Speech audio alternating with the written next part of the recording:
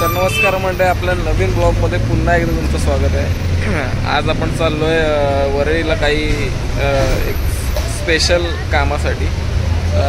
त्या स्पेशल काम असं नाही म्हणता येणार, पण हां ठीक आहे, कामासाठी चाललो। तर त्याच्या आधीच आपलं एक थोडासा प्रॉब्लेम झाला आहे, मला दाखवतो।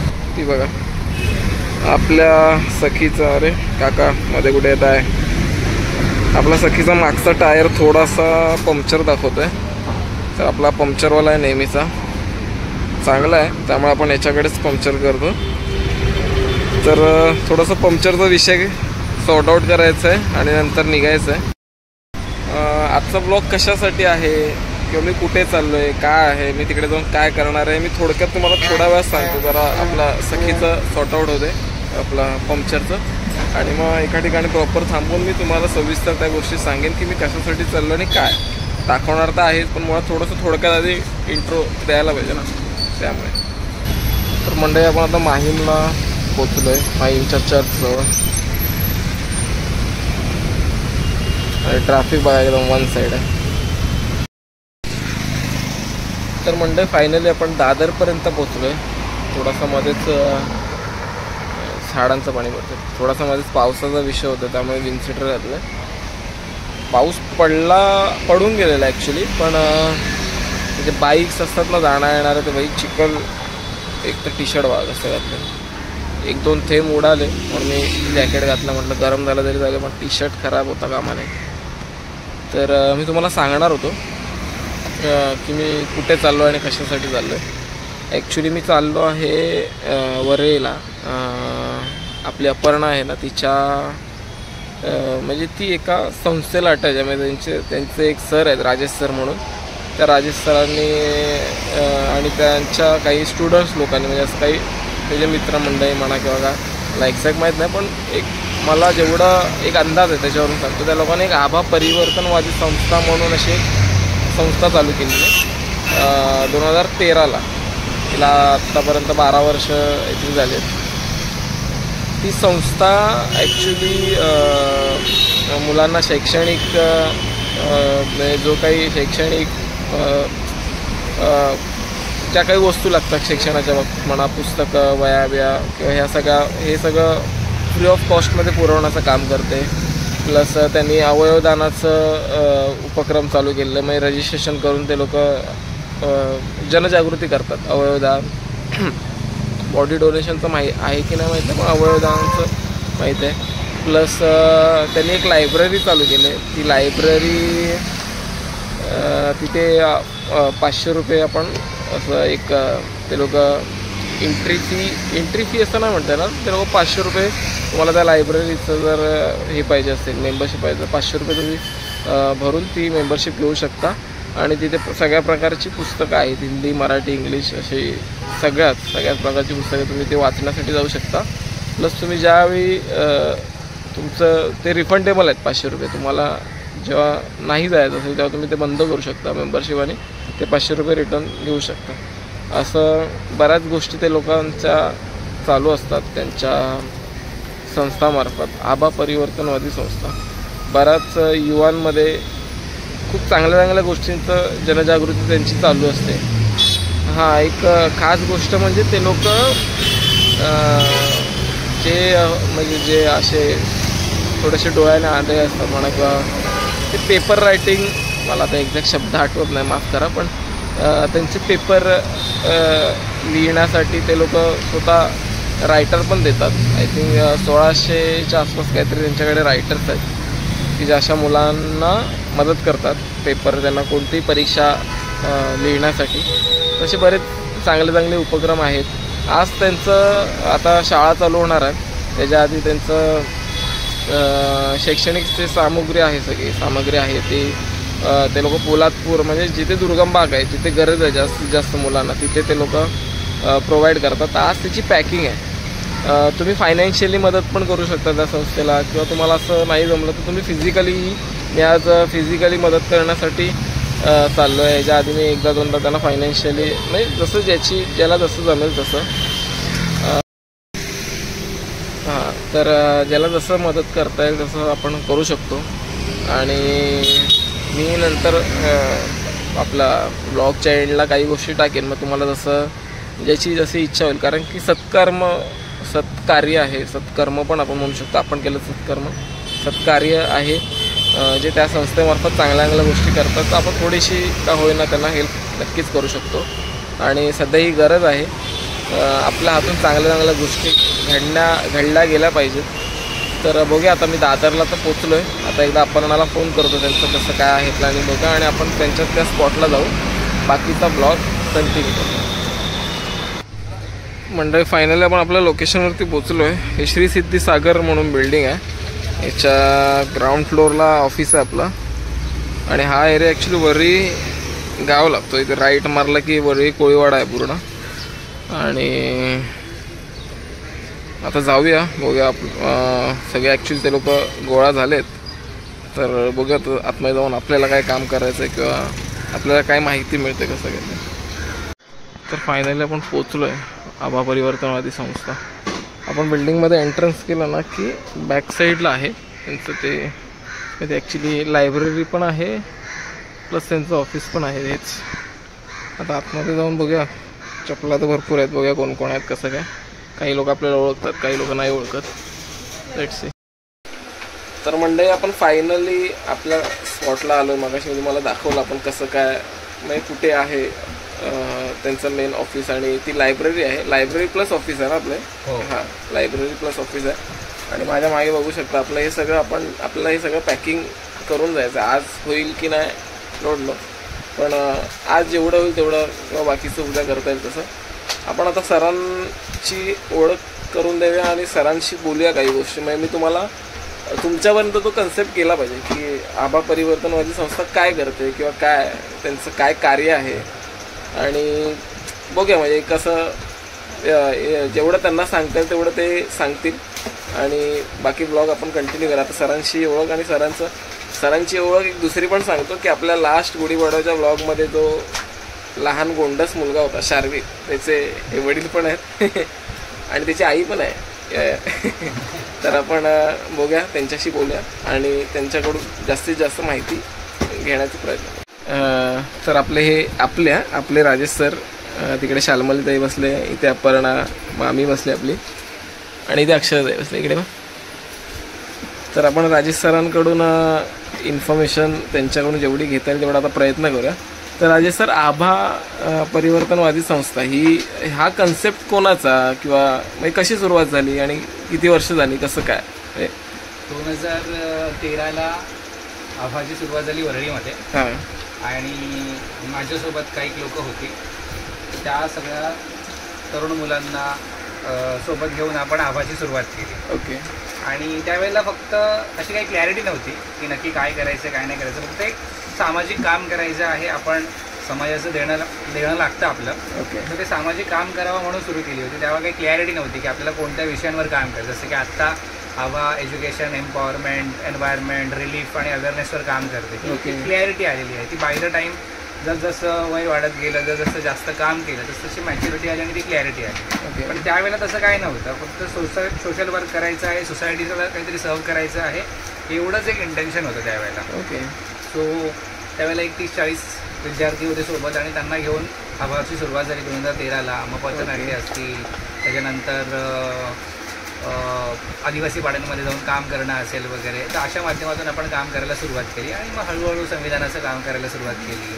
ग्रामीण भागामध्ये जाऊन, शहरी भागांमध्ये जाऊन 50 शाळांमध्ये संविधानाचं जागर करणं, तेव्हा त्यांना अवेअरनेस करणं, हे काम केलं. आणि मग त्याच वेळेला कळलं की ग्रामीण भागातील अशा काही शाळा आहेत ज्या फार दुर्गम आहेत आणि त्या शाळेतील विद्यार्थ्यांना शैक्षणिक साहित्याची गरज आहे. ओके. मग आपण हा खारीचा वाटा उपक्रम चालू केला, ज्याचं आता आज काम चालू आहे. हां. ॲक्च्युली खारीचा वाटा हा कन्सेप्ट मला 2 वर्ष नाही ते आपण 2 वर्षापूर्वीच मला अपर्णाकडून कळालेला. आय थिंक 2 वर्ष मी कंट्रीब्युशन केलेलं, पण यावर्षी केलं नव्हतं. पण ह्यावर्षी म्हटलं, तुम्ही त्या दिवशी मी तुमचा व्हिडिओ बघितला की फिजिकली तुम्ही येऊन मदत करू शकता, तर म्हटलं आज आपण फिजिकली जाऊन मदत करूया, आपल्याकडून खारीचा वाटा काही गोष्टींमध्ये देऊया. तर आज आपल्याला 2 दिवस तुम्ही हे सगळं केल्याच्या नंतर कधी असं एक स्पेसिफिक किती दिवस तुम्ही तिकडे जाऊन त्या सगळ्या गोष्टी करता? किंवा आता पहिलं तर हा जो उपक्रम आहे हा चालू होतो फेब्रुवारी-मार्च पासून. ओके. फेब्रुवारी-मार्चमध्ये आपण फंडिंगसाठी आवाहन करतो लोकांना, क्राऊड फंडिंगसाठी वगैरे. ओके. आणि मग थोडं डोनेशन येतं आपल्याला, आपण थोडेसे काही पैसे टाकतो. असं एक फंड तयार झाला की मग आपण जूनच्या फर्स्ट वीकमध्ये सामानाची ऑर्डर देतो डायरेक्ट मॅन्युफॅक्चरर वेंडरकडून. आता एवढ्या वर्ष आपण 2017 पासून उपक्रम करतोय, तर आपले कॉन्टॅक्ट खूप चांगले आहेत, आपल्याला स्वस्त दरामध्ये सगळं साहित्य मिळतं ओके. वगैरे. त्यामुळे फक्त 350 रुपयामध्ये आपण एवढं सगळं किट देऊ शकतो. जर आपण डिरेक्टली घ्यायला गेलो तर हेच किट आपल्याला 700-800 रुपयापर्यंत जातं. तर हे सामान आणल्याच्या नंतर मग इकडे त्याचं पॅकिंग होतं, त्याच्यावर थोडंसं लेबल करतो आपण वगैरे, लेबलिंग होतं, पॅकिंग होतं. आणि मग त्याच्यामध्ये वह्या असतात, रायटिंग मटेरियल सगळं असतं, म्हणजे वह्या असतात वर्षभर पुरतील इतक्या. त्याच्यानंतर कंपॉस बॉक्स असते, पेन असतात, पेन्सिल असते, ग्राफ बुक असतं. ओके. ह्या वर्षी बॅग्ससुद्धा आहेत आपल्याला. ओके. आपले जितेंद्र मडे सर आहेत, त्यांच्या मदतीनं, त्यांच्या रेफरन्सने काही जणांनी आपल्याला बॅग पाठवलेल्या आहेत. ओके. स्कूल बॅग्स, त्या स्कूल बॅग्स असतात. मग आत्ता फेज बाय वेगळ्या फेजमध्ये पॅकिंग होतं. जसं की काल काही लोक आली होती जी आज नाही अवेलेबल आहे. ओके. कारण का सेंटरची जागा आपली मर्यादित आहे, तर आपण अशा बॅचेस केल्या आहेत. तर काल जी लोकं आली होती 6-7 जण, त्यांनी आम्ही कंपोस्ट बॉक्सचं सगळं सॉर्टिंग आणि पॅकिंग वगैरे केलं. ओके. आज वह्यांचं चालू आहे. संध्याकाळी आपण पूर्ण प्रॉपर किट बनवण्याचा प्रयत्न करू, मे बी ब्लॉगमध्ये येईल ते पण. आणि मग त्याच्यानंतर मग ते किट शाळातील आकड्यानुसार पॅक होणार. म्हणजे कोणत्या शाळेमध्ये किती रिक्वायरमेंट आहे, एखाद्या शाळेमध्ये 60 आहे, एखाद्या शाळेमध्ये 40 आहेत, एखाद्या शाळेमध्ये 200 आहेत. ओके. मग तसे शाळांचे पॅकिंग होणार उद्या. ओके. आणि मग आपण जाणार आहोत 19ला इथून आपला टेम्पो जाणार 19 जूनला. ओके. आणि 20 जूनला तिथं डिस्ट्रीब्युशन असणार पोलादपूर महाडमध्ये फेज 1 मध्ये. ओके. फेज 1चं जे आहे आता ते 19 आणि 20 जूनला आहे. म्हणजे 19 जूनला जाणार आणि 20 जून आणि 21 जूनला ते डिस्ट्रीब्युशन होईल. शुक्रवार आणि शनिवार आहे. शुक्रवार शनिवार. जनरली आपण शुक्रवारी संपवायचा विचार करू. ओके. पण शुक्रवारी नाही झालं तर मग एखादी शाळा किंवा 2 शाळा शनिवारी सकाळी करता येतील. ओके. म्हणजे आपली असे किती जण तुम्ही एक्झॅक्ट जाता की बाबा असं काही ठरलेलं आहे की आपण? नाही, आकडा तो रॅन्डम असतो ऍक्च्युली. ओके. एखाद्या वर्षी आता आपल्याकडे कसं आपली एनजीओ आहे, प्रॉपर रजिस्टर्ड एनजीओ आहे, पण आपण कोण सॅलरी ड्रॉ नाही करत एनजीओ मध्ये. सगळे व्हॉलंटिअरिंग करतात, म्हणजे कोण पैसे घेत नाही. बरोबर. त्याच्यामुळे आपलं काम सांभाळून जेवढं होईल तेवढं आपण करतो. मग कामाच्या सुट्ट्या सगळ्यांचा ऑफिसेस सांभाळून आपण जातो. ओके. कधी 20 जण असतात, कधी 22 जण असतात, कधी 10 जण असतात. एवढ्या वर्षांमध्ये आकडा हा व्हॅरी होतो. म्हणजे ह्या वर्षी जर मला जमलं तर मी येणार, ओके, मला जमलं नाही तर दुसरी कोणतरी लोक असतात. ओके. आणि आपण हे मागे जसं की पुस्तकं बघतोय, हे आय थिंक नाही म्हणजे हे आपली लायब्ररी आहे. तर हा लायब्ररीचा कन्सेप्ट तुमच्या डोक्यात असं म्हणजे म्हणजे ह्या लायब्ररीमधून आपण किती मुलांपर्यंत पोहोचण्याचा प्रयत्न केला? किंवा इकडे मी असं ऐकलेलं सवंगडी म्हणून ना ते पण एक चालू केलं, तर त्याच्या संदर्भात तुम्ही काय सांगाल? म्हणजे ते थोडं ॲक्च्युली हे जे सेंटर आहे, हे सेंटर आहे आपलं ब्लाइंड मुलांसाठी. ओके. म्हणजे प्रोजेक्ट लँटन नावाचा आपला एक उपक्रम आहे. ओके. जो आपण एक्सक्लुझिव्हली अंध मुलांसाठी हे करतो, त्याच्यावर काम करतो. अंध मुलांना रिडिंग, रायटिंग, रेकॉर्डिंगसाठी. या ठिकाणी रिडिंग, रायटिंग, रेकॉर्डिंग होतं. ओके. आणि मुलांना स्क्राईब पण पुरवले जातात याच ठिकाणावरून. आणि मग हे सेंटरवरून सगळं ते काम होतं. आत्ता फक्त 4-1 दिवस फक्त ह्या खारीच्या वाट्याचं काम चालणार इकडे. त्याच्यानंतर पूर्ण वर्षभर आपल्याला सेंटरचं प्रोजेक्ट लँटनचंच काम चालतं. आणि मग सेंटर आहे, थोडी जागा आहे, तर का नाही आपण असं काहीतरी लायब्ररी सारखं बाजूला पॅरलली चालू करू शकतो. मग हा जो आहे लायब्ररी हा बाय प्रोडक्ट आहे. पण आम्हाला नव्हतं माहिती की लायब्ररीला इतका चांगला रिस्पॉन्स मिळेल. तर ही सगळी बुक जे आहेत हे सगळे बुक डोनेशन मधून मिळालेले आहेत. सगळे टोटल असे टोटल किती बुक्स आहेत? टोटल हे 3,500 पुस्तकं आहेत. ओके. 3,500 पुस्तकामध्ये मराठी आहेत, इंग्रजी आहेत. इंग्रजी तर खूप आहेत. एकाच माणसाने आम्हाला जवळपास इंग्रजीमधले 800-900 पुस्तकं दिली. स्वतःचा संदेश साठा होता तो सगळा, तर त्यांनी 800-900 पुस्तकं दिली. आणि आता इथे जी पुस्तकं आहेत ही इतर आहे. त्याच्यानंतर इथे आहे ती प्रेरणादायी आहेत सगळी वगैरे. म्हणजे इकिगाईसारखं पुस्तक आहे छान, इकिगाईसारखी पुस्तकं आहेत. त्याच्यानंतर इकडे जी आत्मचरित्र आहेत सगळी. त्याच्यानंतर वरती आहेत मासिक, शिवकालीन आहे, त्याच्यानंतर वैचारिक आहेत, या बाजूला कथा कादंबऱ्या आहेत, छावासारखी पुस्तकं आहेत. श्रीमान योगी आहे आपल्याकडे, रत्नाकर मतकरींची आहेत, वि.स. खांडेकरांची आहेत, पु ल देशपांडेंची पुस्तकं आहेत. सगळ्या प्रकारची पुस्तकं इकडे आपल्याला कंटिन्यू 3,500 पुस्तकं आहेत. आणि मग वाचक आहेत, वाचक लोक येतात, त्यांना एक रजिस्ट्रेशन फी असते फक्त पुस्तकांची कॉस्ट म्हणून. बिकॉज असं नको व्हायला कोणतरी पुस्तक घेऊन जाईल आणि मग ते परत आणून देणार नाही किंवा फाटेल, मग ते त्याचं नुकसान आहे ते पुस्तक. बरोबर. तर मग आपण रजिस्ट्रेशन फी घेतो 500 रुपये, which is refundable. Technically free of cost he library आपल्याला मिळते. तुम्ही पुस्तकं घरी घेऊन जाऊ शकता. आणि 15 दिवसामध्ये रिन्यू करा, नाहीतर परत वाचून आणून द्या, दुसरं पुस्तक घेऊन जा वगैरे. आता बऱ्यापैकी जवळजवळची लोक ही पुस्तकं वाचतात. ओके. आणि खूप चांगला रिस्पॉन्स आहे लायब्ररीला. आता खरं बघायला गेलं तर जनरली कोण वाचत नाही. त्या वाचन संस्कृती लोप पावत चालली. तर आपण सर सवंगडीचा तुम्ही कन्सेप्ट सांगणार होतात की सवंगडीचा एक्झॅक्ट काय आहे किंवा आपली मुलं कशी, लहान मुलं कशी जुळत आहेत त्या निमित्ताने आपल्या संस्थेची, तर कसं काय? जेव्हा आपण ही लायब्ररी सुरू केली आणि लायब्ररीमध्ये कसं होतं की लोक आता हल्ली वाचत नाही, म्हणून प्रयत्न असा केला की लोक वाचतील आणि आपण प्रयत्न तर करून बघूया, प्रयत्न केल्याशिवाय कळणार नाही, म्हणून लायब्ररी सुरू केली, त्याला उदंड प्रतिसाद मिळाला. त्याच्यानंतर असं सुचलं की लोक का वाचत नाहीये किंवा लोकांमध्ये काय इंटरेस्ट जास्त नाहीये, तर मग सोशल मीडिया कन्झ्युम करणं हे जरा जास्त झालेलं आहे लोकांचं आणि वाचन कमी झालेलं आहे. तर याचा या सोशल मीडियाचा परिणाम हा लहान मुलांवर पण फार मोठ्या प्रमाणामध्ये होतो आणि मग त्याच्यामुळेच मुलांचा स्क्रीन टाईम वाढलेला आहे. मुलांना व्हर्च्युअल ऑटिझमसारखे आजार होत चाललेले आहेत.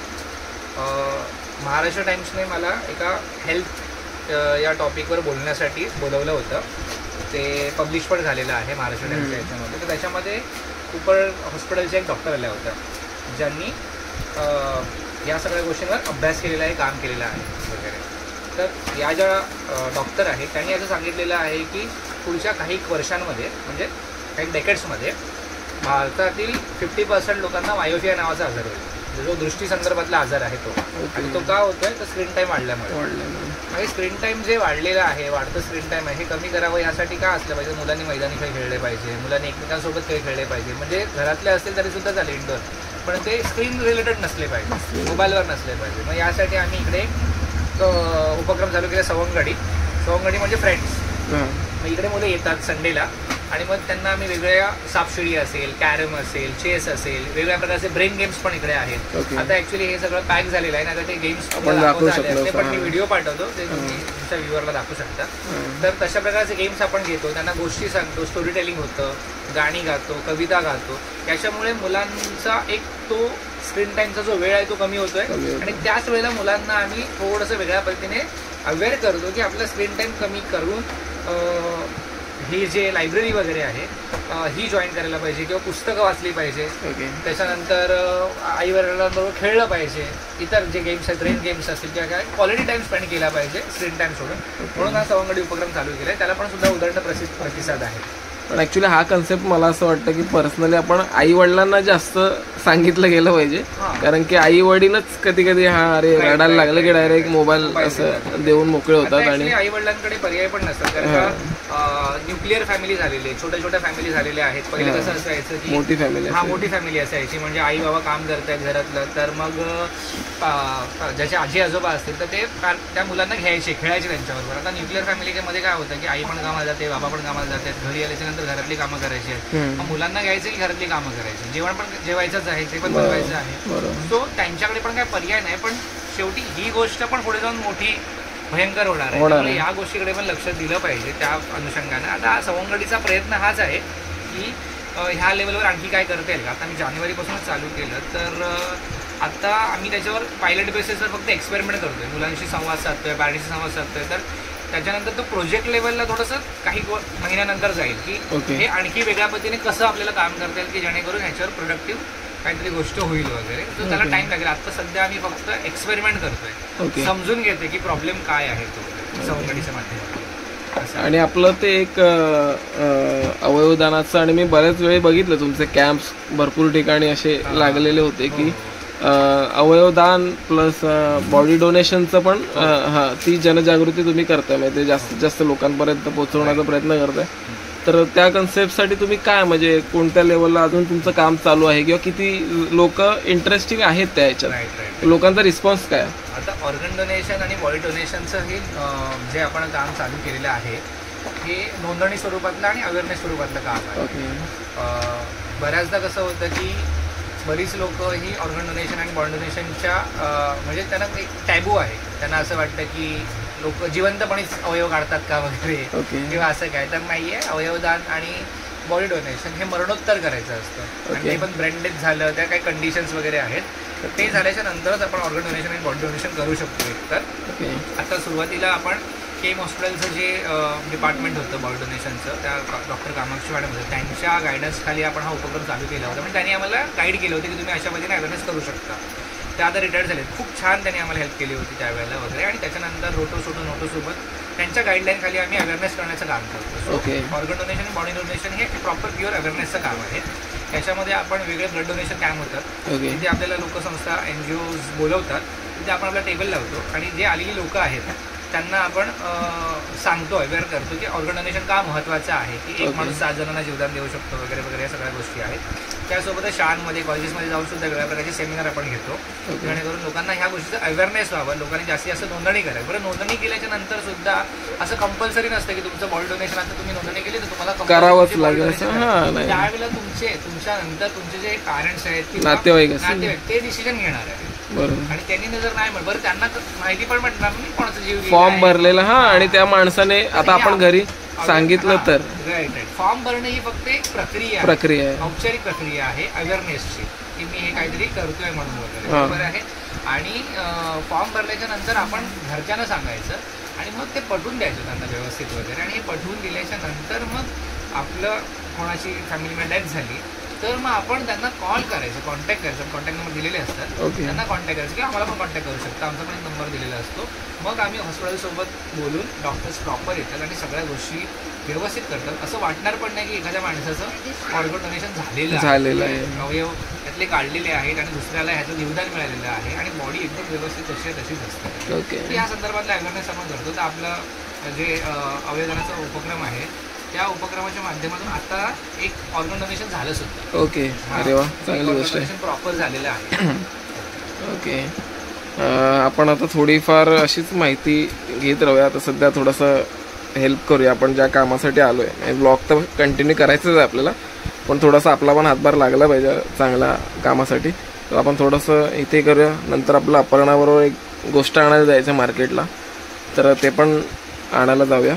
तर ब्लॉग कंटिन्यू करा तुम्ही, मी बाकीच्या गोष्टी पण तुम्हाला थोड्या वेळात दाखवतोच. तर मंडळी आम्ही निघालो आहे, मी आणि अपर्णा. आपल्याला थोडं एक स्टेशनरीचे स्टिकर्स आहेत, स्टेशनरीवरती जे स्टिकर चिपकवायचे ते थोडे कमी पडलेत, तर ते आणायला जायचे. तर आपण आता थोडं इथून मार्केटला चाललो आहे, प्रॉफिट मार्केटला. चला तिकडे जाऊन बघा कोणत्या स्टेशनरीमधून कसं काय घेणं आहे. आणि पाऊस अजून तरी नाही, बघा काय करतोय पाऊस. तर मंडळी फायनली आपण आलो आहे त्या शॉपवरती. बघा कुठे गेला, विनायक शॉप आहे. इथून आपल्याला ते स्टिकर कलेक्ट करायचे आणि इथून फटफट परत आपल्या स्पॉटला जायचं आहे. यायला थोडं स्ट्रगल झालं कारण की ट्रॅफिक होता. बघा आपण आतमध्ये गेले, आपण पण जाऊया आणि बघूया काय विषय. मंडळी लहान मुलं पण मदतीला आलेत. एक मॅडम आहेत, हे लोक पण आपल्याला आता मदत करणार आहेत.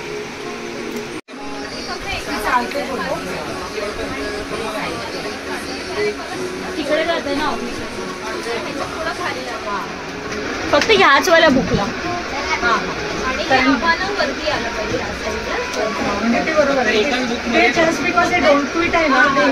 जायला नाही पाहिजे म्हणून आणि बाकी सगळ्यांना एका साईडने लावू म्हणजे बबल नाही.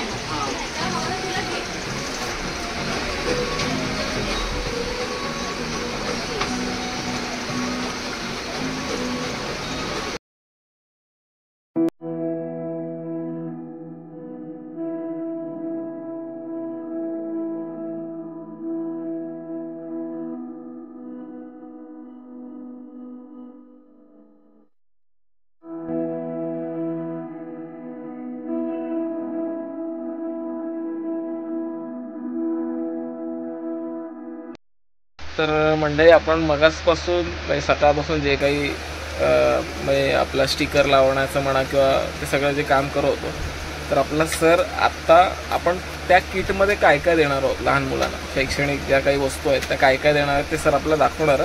आणि आपण एक थोड्याशा 3-4 बॅगा असं थोडं पॅकिंग करून बघणार आहोत की त्याच्यामध्ये कोणत्या कोणत्या वस्तू जाणार आहेत. तर तुम्ही बघा. तर सर आपण याच्यामध्ये लहान मुलांना म्हणजे आत्ताच्या किटमध्ये कोणत्या कोणत्या वस्तू देणार आहेत तर ते तुम्ही दाखवा. आपल्या शैक्षणिक किट जे आपण वाटतो ते 5वी पासून 10वी पर्यंतच्या मुलांना वाटतं. तर 5वीच्या मुलांना थोडंसं वेगळं किट असतं, 10वीच्या मुलांना थोडंसं वेगळं किट असतं. ओके म्हणजे सॅम्पल म्हणून मी दाखवतो बेसिकली काय करतो आपण ते. ओके की पिशवीमध्ये आपण 6 वह्या भरणार आहोत ना. ओके खूप चांगल्या क्वालिटीच्या 6 वह्या या बॅगमध्ये जाणार.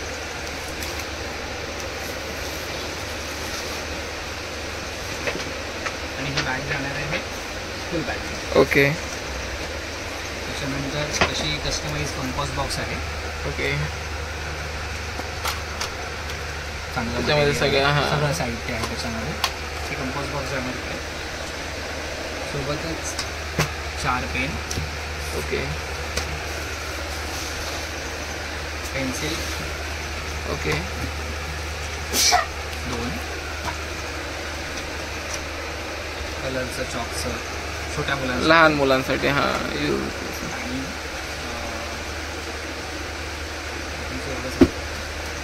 स्केल हां स्केल हां स्केल. ओके अशी एक किट तयार होते. ओके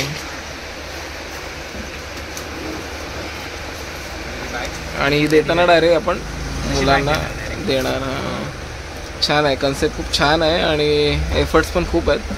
ह्या आपण वया बघू शकतो, ह्या लावायच्या आहेत, तिकडे त्या लावलेल्या आहेत, इकडे लावल्या, स्टिकर सगळ्यांना लावलेले आहेत. आणि बाहेरचे पण आपले म्हणजे आपल्या ज्या मॅडम आहेत त्यांचं पण थोडंसं मी आबामध्येच आहे. ओके ओके मग त्या पण थोडंसं कंट्रीब्युशन त्यांचं द्यायला म्हणजे जसं बाकीचे येतं तसं त्या पण आलेल्या आहेत. ओके पण त्यांनी 2 मेंबर नवीन आणलेत ना. ते 2 मेंबर नवीन आहेत. आपण मगाशी दाखवलं जसं ते 2 जी मुलं होती ते लोक पहिल्यांदा झालेत. आणि खारीचा वाटा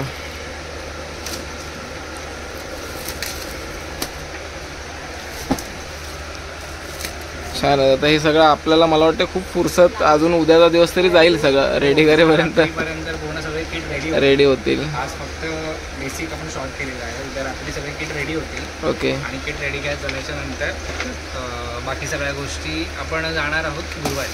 ओके ठीक आहे, चांगलं आहे. ऑल द बेस्ट तुम्हाला. तुमच्याकडून असंच चांगलं कार्य लहान मुलांसाठी किंवा जे कोणी असेल ऑल ओव्हर असं म्हणजे तुमच्याकडून घडत राहो आणि तुमच्याकडून चांगल्या गोष्टी आम्हाला पण शिकायला मिळतील 100%. मी माझ्या सबस्क्रायबर हां नक्की माझ्या सबस्क्रायबर्सना पण सांगेन की तुम्ही डोनेशन पण देऊ शकता आपल्या संस्थेला, ज्याला जसं जमेल तसं. तुम्ही फिजिकली पण येऊन आपल्या या इथे हां कॉन्ट्रीब्यूट करू शकतो. दुसरे पण काही ना काहीतरी उपक्रम चालू असतात, त्यामुळे ते अपडेट आपण आय थिंक इंस्टा पेजवरती आहे ना, तर ते फॉलो केल्यावर काही अपडेट्स आपल्याला मिळतीलच. प्लस यूट्यूबवर आहे पण फेसबुकवर पण आहे. ओके आणि ते सगळं आपण अपडेट टाकत असतो. कोणाला फिजिकली कॉन्ट्रीब्यूट करायचं आहे जो व्हॉलंटियर येऊ शकतो. आणि जर तुम्हाला डोनेशन करायचं असेल तरी सुद्धा आपली वेबसाईट आहे www.abhasanstha.org. त्याच्यामध्ये डोनेशन पेजवर जाऊन तुम्ही डिरेक्टली डोनेट करू शकता. ओके 100%. तर मी पण तुमच्याकडून सगळे फोटोज घेऊन ते सगळे टाकतो एंडला, म्हणजे सगळ्यांना आपलं काय कार्य आहे ते नक्कीच समजेल. ठीक आहे, थँक्यू. तर मंडळी आपण आता निघालो आहे. तुम्ही बघितलात ब्लॉगमध्ये मला जेवढं दाखवता येईल तेवढं मी सगळं दाखवलं. आता बाकीची थोडीफार माहिती त्यांनी आपल्याला सर ते इमेजेस पाठवले तेव्हा मी पुढे ब्लॉगमध्ये कंटिन्यू करेनच. तर आजचा ब्लॉग तुम्हाला कसा वाटला मला कमेंट सेक्शनमध्ये नक्की कळवा. व्हिडिओला लाईक करा, शेअर करा आणि चॅनलला सबस्क्राईब करायला विसरू नका.